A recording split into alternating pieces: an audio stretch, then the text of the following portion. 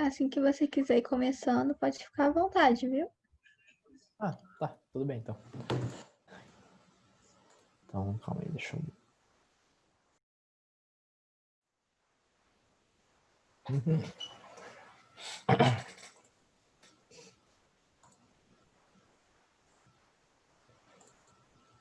Tá apresentando aí? Tá sim, tá aparecendo aqui tudo certinho. Tela vermelha? Isso. Então tá bom, então. Vou começar... Calma aí. Tá. Certo. Então, vamos começar. Hora do show. Bom, primeiramente, boa noite a todos presentes e obrigado pela oportunidade de poder estar trazendo esse conteúdo para vocês, certo? Então, vamos ao que interessa. Comunicação institucional. Peraí. É. Comunicação institucional é o curso que eu fiz, é o tema que eu estou trazendo para vocês e por que eu escolhi comunicação institucional para falar para vocês? Porque eu acho que a base de tudo, hoje em dia, é por meio da comunicação. Eu acho que quando a gente consegue falar, passar uma informação clara, passar uma mensagem e a pessoa do outro lado conseguir entender ela com clareza, eu acho que resolve muitos problemas. Eu acho que a gente não teria tantos problemas no Brasil hoje, em qualquer lugar do mundo, como a gente tem hoje, se a gente tivesse uma comunicação adequada. Bom, então vamos no que interessa. A comunicação institucional. Hoje eu vou apresentar para vocês, mais ou menos, a gestão da comunicação. Como que a gente utiliza e maximiza a nossa comunicação com, com a nossa comunicação interna e externa. Então, com quem a gente está falando dentro da empresa ou até fora, certo? Eu coloquei definição, vou fornecer alguns subsídios para que possamos identificar oportunidades de utilização da ferramenta comunicação. Coloquei 3 ícones aqui para quem gosta de imagens ou ícones, uma parte mais ilustrativa. O primeiro ícone eu coloquei para ilustrar a comunicação entre as pessoas. Então, que comunicação... Você consegue falar sozinho, eu falo sozinho muitas vezes aqui em casa, mas aqui a gente vai falar no âmbito social, no âmbito social. O segundo ícone foi para falar que a gente tem que saber com quem a gente está falando ou para quem a gente quer falar. A gente tem que saber porque todo mundo tem uma vida diferente, todo mundo tem objetivos diferentes, a gente tem que falar diferente com cada pessoa. Então a gente tem que saber exatamente com quem a gente está falando. E o terceiro, lógico, um quebra-cabeça é muito óbvio, que a gente vai, no final, tentar encaixar essas pecinhas, vocês vão tentar, e tentar fazer isso da melhor forma possível, certo? Agora, então, para quem não me conhece ainda, meu nome é Vitor Kay, mas para quem realmente me conhece, meu nome é Vitor Kay, lindo, maravilhoso, com todas as palavras e significados. Esse aqui do lado sou eu, e representando a Cromo Consultoria, minha IJ linda, maravilhosa. E estou usando máscara porque para lembrá-los que quando precisar sair de casa ou para farmácia, supermercado, usem máscara. Estamos em época de pandemia, qualquer cuidado extra não é exagero, certo? Então, vamos puxar essa introdução e começar de fato. Primeiro, uma contextualização para vocês, para entender um pouco melhor o que eu vou falar. Essa aqui é a Orioless, porque eu não quero ser processado pelos meus slides, então é a Orioless. Ela é uma empresa espanhola e ela quer introduzir o seu mercado aqui no Brasil. Então a gente tem que... Esse é um processo muito dinâmico, muito difícil, a gente precisa entender alguns passos. Primeiro, a Aureolis ela já tem algumas medidas. Ela já tem alguns gestores para a área da comunicação, ela já tem uma abertura do processo de concorrência para escolher a agência de propaganda, ou seja, marketing, e a definição da empresa de assessoria de comunicação terceirizada. Assessoria seria quem liga a sua empresa com a imprensa. E o que ela precisa? O que a Aureolis precisa aqui no Brasil? Ela precisa de uma equipe comercial própria, lógico, e nas áreas mais remotas, nas cidades menores, assim, uma rede de atacadistas e distribuidoras já está suficiente. Mas a Aureolis, ela precisa especialmente saber com quem são os seus clientes, com quem ela quer lucrar e ela tem que saber como se comunicar com ela, com os seus clientes, certo? Então, a gente já tendo contextualizado e vocês sabendo como que a Aureolus tem que agir aqui no Brasil, ela tem que saber com quem falar, então a gente consegue assoprar esse slide e ir para conceitos estratégicos. Aqui é uma indagação rápida para vocês. Vocês sabem a diferença entre informação e comunicação? Eu não sabia até eu ter feito esse curso. A informação é basicamente um dado neutro, unilateral. Tipo, por meio só da informação, você não consegue, tipo, apurar, discordar, aprofundar, opinar, não tem como. Ela precisa ter a comunicação. E o que seria a comunicação? Seria todo o processo de informar alguém e com o intuito de fazer essa pessoa entender o que você quis dizer para ela. Então, quem já fez redação aqui, sabe que em aula de redação ou gramática, geralmente essa imagem é muito usada. Que seria o emissor querer falar por meio de um canal uma mensagem a um receptor e esse receptor dá um feedback para essa pessoa de volta. Então, essa é a comunicação em si. Todo esse processo e esse feedback é totalmente necessário. Mas, todo mundo sabe que hoje em dia o volume de informação que a gente tem é gigantesca. Toda a informação que a gente tem disponível na internet, televisão, rádio, jornal, é enorme. Isso é bom, certo? É bom, porque permite que as pessoas opinem e participem de fatos que elas impactam a sociedade. Então, a gente, como sociedade, a gente tem, tipo, por exemplo, como opinar sobre o nosso governo, sobre empresas, sobre, sei lá, sobre notícias e tudo. Mas, como hoje em dia tem muito isso, também é horrível, é ruim, grandes informações, porque elas podem ser fake news, podem ser informações falhas e contraditórias, o que pode trazer consequências negativas, né? Fake news é uma delas. Coloquei imagens, só para ilustrar um pouco mais, é uma citação desse cara, chamado Richard Burman. Informação não é conhecimento. Agora a gente pode virar a página, bater nessa página e ir para a próxima, que seria a comunicação institucional em si, que é o que eu estudei. A gente, na comunicação institucional, o que ela busca? Ela busca o ICP. O que seria esse ICP, Vitor? O ICP seria a imagem corporativa positiva. Tá, e como que chega nesse ICP, que é o que a gente está buscando? Tem dois caminhos. Por um lado, a gente pode, uma empresa, buscar o melhor mix de produtos e serviços, certo? Mas qualquer empresa consegue... Qualquer empresa consegue o melhor mix de produtos e serviços, certo? Então, isso não é um diferencial para uma empresa no mercado. Não vai ser um diferencial, não vai determinar se você é boa ou ruim, porque muitas empresas conseguem fazer igual. Então, a gente não foca desse lado. Mas, para deixar um pouco mais detalhado, o que seria o melhor mix? Seria a entrega, a excelência e o próprio mix. A entrega, basicamente, é questão de sobrevivência empresarial. Entregar o produto certo, os serviços certos, e tudo isso. Isso é questão de sobrevivência. Se você não fazer isso, você está fora. O que seria excelência? A excelência é o que faz uma empresa se manter no mercado. Porque qualquer empresa que não busca a excelência de seus produtos, serviços,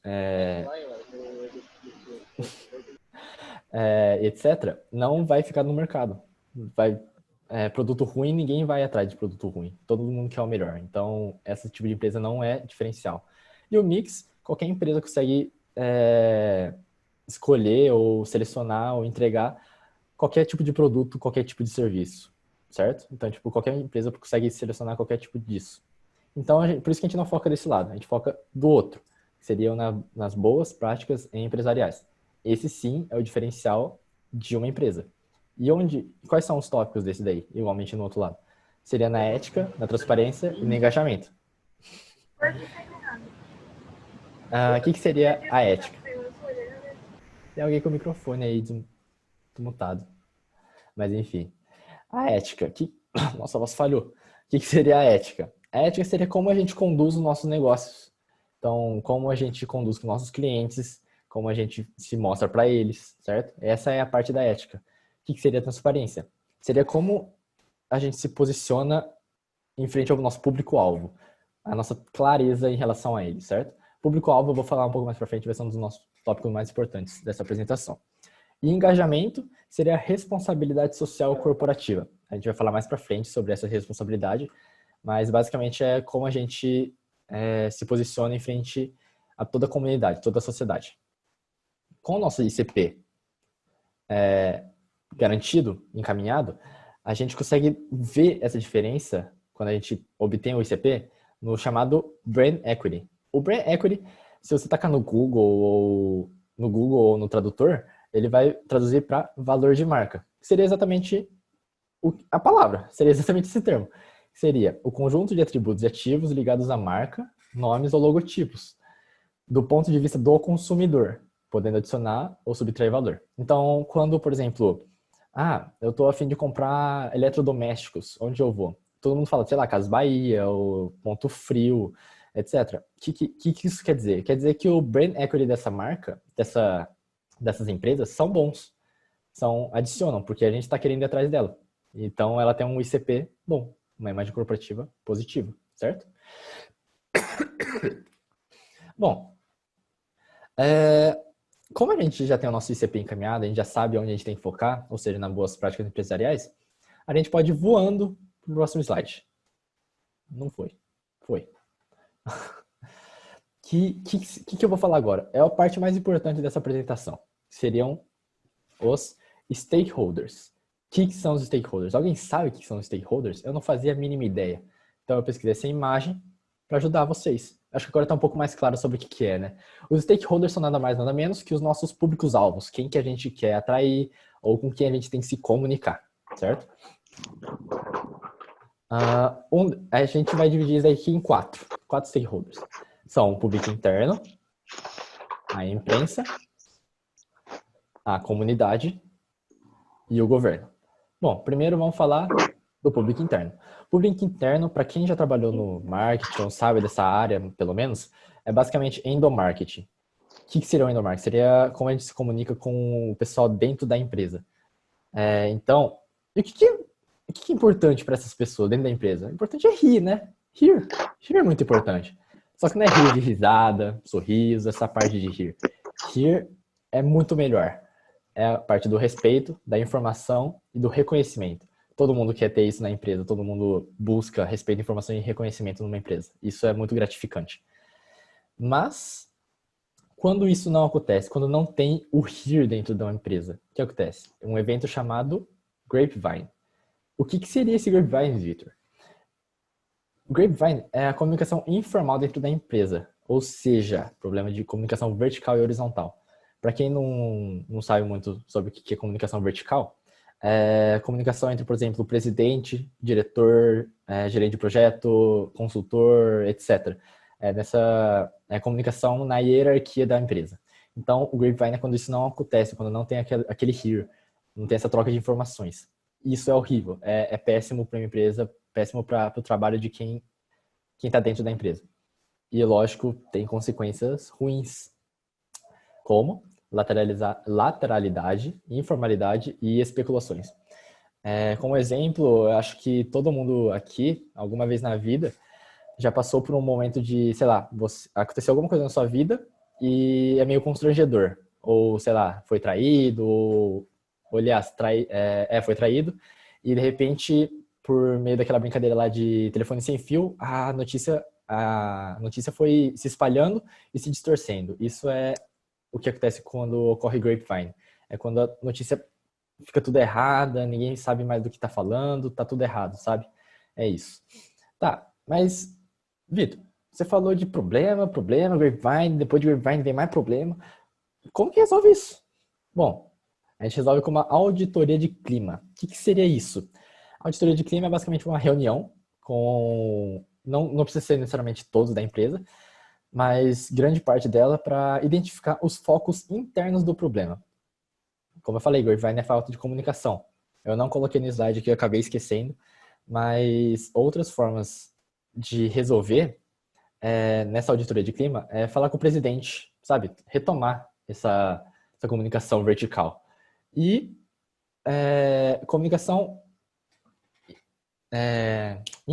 comunicação interna, ou seja, veículos internos. Sei lá, por exemplo, dentro de uma empresa pode ter o jornal da própria empresa, uma revista da própria empresa, não tem nenhum problema. Quando eu falo de veículo, para quem não entendeu, quando eu falo de veículo como que eu posso explicar? Por onde a notícia ou a informação vai passar. Então, jornal, televisão, revista, etc. Bom, agora a gente vai para outro stakeholder, outro público-alvo, que seria a imprensa. E por que a imprensa? A gente precisa estabelecer relacionamento positivo com ela. Por quê? Porque a gente pode obter matérias e notas positivas por meio da imprensa. A imprensa, dentro de uma empresa, a empresa atuando na empresa é muito importante, porque ela vai influenciar diretamente no público externo. Então, se a gente tiver uma imagem corporativa negativa, um ICN, pode ser por meio da imprensa isso, porque a gente não, sei lá, não entregou os melhores produtos, etc., então fica ruim.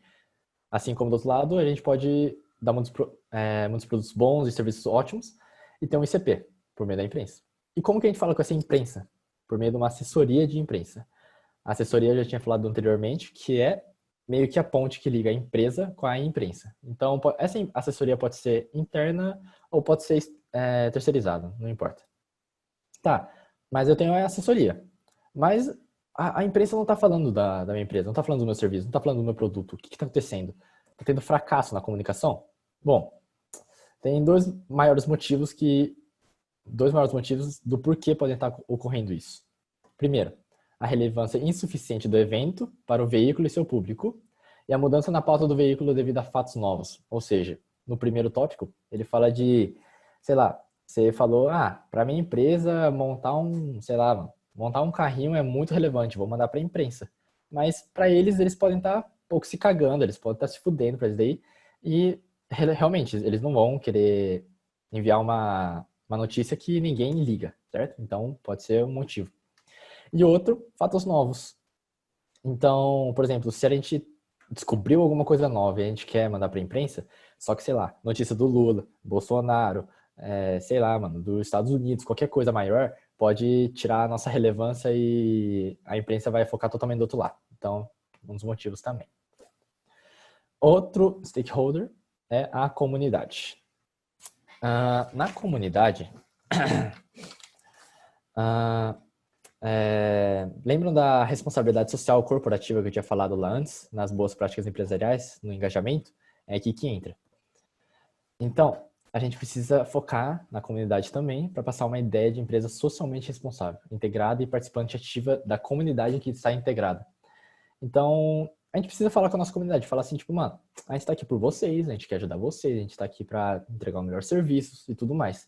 É isso que é uma empresa socialmente responsável. Ó, veio falar comigo que, ó, produto na mão, serviço certo, de qualidade. Só que, por meio dessa responsabilidade, as empresas hoje em dia perceberam que o governo não consegue resolver tudo. É lógico, né? Não consegue resolver. O governo resolve muita parte dos nossos problemas, só que não tudo. Então, o que a gente faz? A gente pode fazer projetos sociais, projetos ambientais e projetos comunitários. Então, assim, a gente pode fazer tudo isso que a gente vai alcançar o nosso público-alvo na comunidade, em relação à comunidade. Então, a gente vai parecer ser uma empresa socialmente responsável. Para curiosidade do pessoal, eu coloquei esse balanço social. O balanço social seria meio que uma pesquisa, que agora eu esqueci o nome de quem realiza essa pesquisa, mas é quando tem o nome das empresas o nome das empresas e o tanto de projetos, o tanto de eventos que essa empresa realizou em prol do país, entendeu? Então, eles têm toda uma estatística e tudo mais. Então, quem quiser pesquisar, pode pesquisar. Agora, o nosso último stakeholder é o governo. Eu coloquei isso aqui. O que seria isso? Atuação 1, 2, prevenção de surpresa legislativa? Que merda é essa? Bom, falo pra vocês agora. O que significa isso, mano? Não faz o menor sentido quando eu tô falando. Porque, assim, comunicação institucional com o governo não faz muito sentido, né? Porque a gente não fala diretamente com o governo. Mas a gente pode, ao contrário, a gente pode não falar com o governo. Porque quando a gente fala com o governo vai dar merda, certeza. É alguma treta, então é melhor nem falar. Por isso que a gente tem essa atuação 1 e 2. E o que significa o que eu acabei de passar para vocês? Significa que a empresa sempre estará de olho nas tramitações para identificar qualquer alteração que possa afetar o nosso negócio. Então, o governo, sei lá, mano, proibiu tal coisa, pode afetar nosso negócio, mano. Mas a gente já estava ligado, a gente já tem uma equipe preparada e que sabe disso. A empresa já está ligada.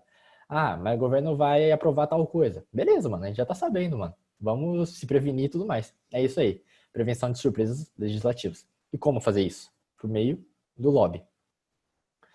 O lobby é uma ferramenta utilizada para defender interesses comerciais e identifica os problemas advindos de tendências legislativas. Exatamente o que eu falei. Então, o lobby pode ser realizado ou pela empresa, pelos superiores ou todo mundo, ou pode ser uma equipe específica, certo? Mas elas têm que sempre estar de olho em qualquer tramitações. Pera. Estraguei a surpresa. Mas a gente já tem o nosso ICP, a gente já sabe que a gente tem que focar nas boas práticas empresariais, a gente já sabe quem que a gente tem que focar, como falar com cada um, mas ainda assim pode ter um problema e de um piscar do olho, em um piscar de olhos, toda essa realidade boa, todo esse engajamento pode quebrar. Por quê? Porque existem as crises. As crises imprevisíveis. A maioria das crises são imprevisíveis. E o que a gente vai falar nesse tópico agora é como a gente gerencia elas. Porque elas vão acontecer, não importa, alguma hora ou outra. Você pode estar notando que a gente está no meio de uma crise. Aliás, eu acho que o Brasil sempre esteve em crise e agora, por causa da pandemia, caiu mais ainda, ferrou mais ainda. Então a gente está numa crise.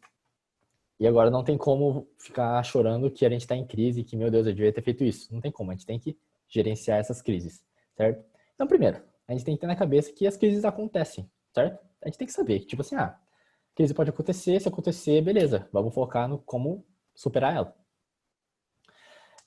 E para superar elas, a gente primeiro precisa saber, tipo assim, ter uma noção de como tentar prevenir. Difícil, mas a gente pode tentar. Então, o que pode ocasionar uma crise? Primeiro, acidentes ecológicos, fraudes de funcionários, secessões internas e demissões em massa. Tudo isso pode ocasionar crise. Além de outros fatores, mas esses 4 são os mais relevantes. E cabe à comunicação dentro de uma empresa administrar a crise que estourar perante o público interno e externo. Como a gente fala com o público interno e como a gente fala com o público externo, que eu vou falar agora. Dentro de uma empresa, a gente precisa dessa cultura interna de comunicação. A gente precisa sempre estar se falando, sempre se ajudando e se comunicando. Eu já falei, não pode ter grapevine. Grapevine é aquela comunicação, aquela falha comunicação vertical. A gente não pode ter isso dentro de uma empresa.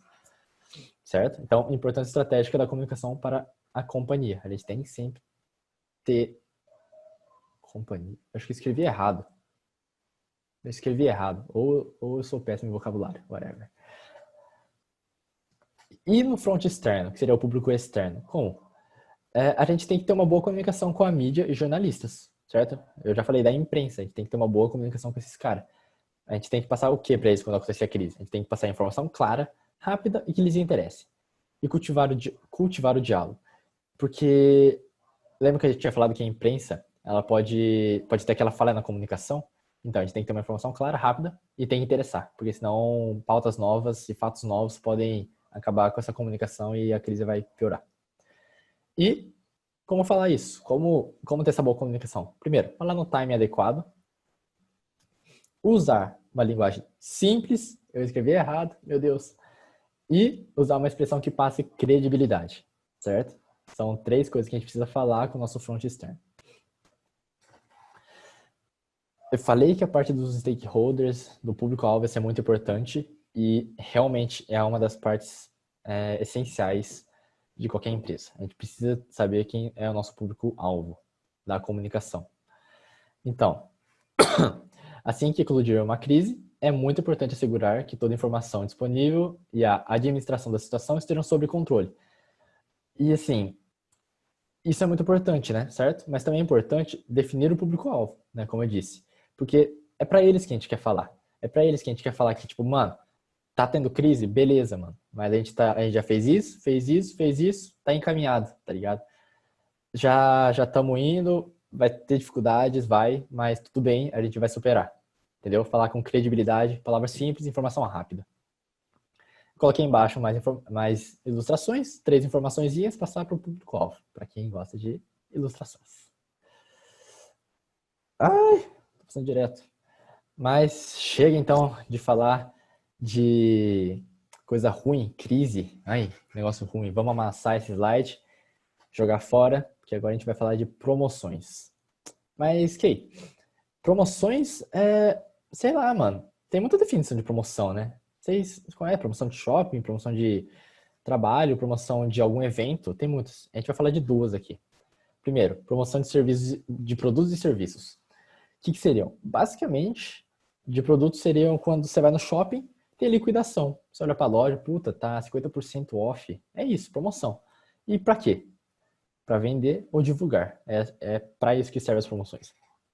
E por quê? Porque acelera o giro de um produto, porque evita quedas de vendas, queima estoque e aumenta o market share. O market share seria a visibilidade nossa dentro do mercado. Então, assim, quando eu falo assim, acho que todo mundo aqui já passou por uma situação assim, que sua amiga, mãe, parente, quem for, passou no shopping, viu que tá em liquidação e falou para você, ó, tal loja tá com 50% off, vai lá. É isso, market share, certo? Quando você fica sabendo por um terceiro. Falando ainda de públicos-alvos, a gente já taquei nessa tecla inúmeras vezes, e falando ainda das promoções de vendas de produtos e serviços, tem alguns objetivos, é lógico. Quando a gente faz isso também, além daqueles três que eu acabei de falar, o consumidor adquire os serviços. Aliás, esses objetivos aqui vão ser mais para a gente, para a empresa, e não, de fato, para os clientes. Então, assim que a gente consegue fazer uma promoção de vendas, o consumidor adquire os nossos serviços, a gente tem um market share, alcança outro target, ou seja, quando a gente, por exemplo, a gente pega outro público-alvo que não é nosso público-alvo. Por exemplo, se eu for uma empresa de mecânica e mecatrônica, como a Cromo, e a gente fazer uma promoção de algum serviço, a gente pode alcançar outros tipos de serviços que a gente pode oferecer para outros clientes. Então, outros targets, outros tipos de público-alvo. E estimula a equipe de venda. É muito bom você ter aquela sensação de estar vendendo produto ou serviço, certo? E do outro lado aqui, na outra definição, promoções institucionais, que tem como foco os acionistas, fornecedores e funcionários. Eu vou falar deles agora, das promoções institucionais, então vira essa página, agora sim, promoções institucionais. O que seriam as promoções institucionais? Vou dividir em dois. Primeiro, as campanhas corporativas, que utilizam meio de comunicação com o objetivo de trabalhar a imagem institucional desse produto ou serviço diante do público-alvo da campanha. Basicamente, você trabalhar o ICP da empresa. Não, tipo assim, quando se está tendo algum problema na comunidade, a tal empresa pode fazer uma campanha corporativa e melhorar o seu ICP, certo? É isso. É passado um recado muito claro à sociedade de que ela é uma empresa cidadã, que ela está lá para ajudar. É o que eu tinha dito, responsabilidade social corporativa, certo? Que afeta muito o público-alvo da comunidade. Agora, outra promoção institucional são os eventos. Os eventos podem ser três. Podem vir eventos culturais, eventos recreativos e eventos esportivos. Todos eles trabalham a imagem de um produto ou de uma organização. Os três tipos. A gente não vai entrar em detalhes de cada um, mas é isso o foco deles. E qual que é o objetivo deles, além de trabalhar a imagem? É gerar visibilidade, que é basicamente trabalhar na imagem, gerar visibilidade. Gerar um goodwill. Opa. Que seria o goodwill? Seria a nossa convivência com a comunidade. Seria... como que eu posso falar? Quando uma boa relação entre empresa e comunidade, entre público-alvo, aliás. E também um upgrade na imagem da empresa, então dá um up na imagem. Quais são os fatores chaves para fazer um bom evento cultural, recreativo, esportivo, que seja? Quais são os fatores chaves? Planejamento constante, implantações competentes e avaliações coerentes. O que seriam os planejamentos? A gente primeiro tem que saber adequar o evento ao perfil psicográfico do público-alvo. Perfil psicográfico, mano? Que porra é essa? Bom, é o perfil de quem vai ao evento, certo? Então, fiz um evento de videogame, sei lá que empresa é sua, fiz um evento de videogame, eu tenho que adequar o meu evento para clientes que jogam videogame. Eu não posso trazer bola de futebol, sei lá, mano, esse tipo de coisa. Eu tenho que adequar o meu evento para o nosso público-alvo, que vai a esse evento. Ou seja, identificar o público-alvo para então planejar um evento para esse perfil. Eu não coloquei o tio no então, né? E depois, por quê? O planejamento. A gente precisa de uma imagem que desejamos projetar. A gente tem que projetar uma imagem nesses caras. A gente fez um evento, a gente quer passar uma imagem para esses caras. Passar uma determinada imagem, não usar linhas de raciocínios distantes. É o que eu tinha falado. Então, para passar essa imagem certa que a gente quer passar, a gente não pode levar uma bola de futebol, o Neymar, para jogar videogame com, sei lá, tal empresa, Sony, Microsoft, etc. Certo? A gente tem que passar a imagem certa. Como a gente implanta isso? Com um checklist. Basicamente isso. Ter tudo anotado para o evento que ocorra corretamente. Então, o evento tem que correr certinho e tudo mais. Só isso que a gente precisa para implantar o negócio, certo? Mas, muito importante, embora todas as precauções sejam tomadas, é normal acontecer imprevistos. Como as crises são imprevisíveis. Ou podem ser previsíveis, mas podem acontecer de qualquer jeito. Então, tenha isso em mente. Bom, isso é tudo. Eu quero... Muito obrigado aí. Esse do lado sou eu novamente. Lindo, maravilhoso. Agradecer ao TFPR, a da Cell, por me dar essa oportunidade de falar com vocês e tudo mais. E principalmente agradecer a Cromo Consultoria, que tem me proporcionado experiências incríveis e tudo mais. É só isso. Obrigado, rapaziada. Em nome do Daçal, também gostaria de agradecer você, Vitor, por ter vindo dar essa live pra gente hoje. É um assunto muito interessante. Acho que todo mundo aí gostou muito. E lembrar que agora, mais tarde, também, 8 horas, teremos outra live. Então, pra galera ficar ligada aí. Uhum. Bora, rapaziada, bora dar uma força pro Ricardo, que o Ricardo vai trazer um tema top.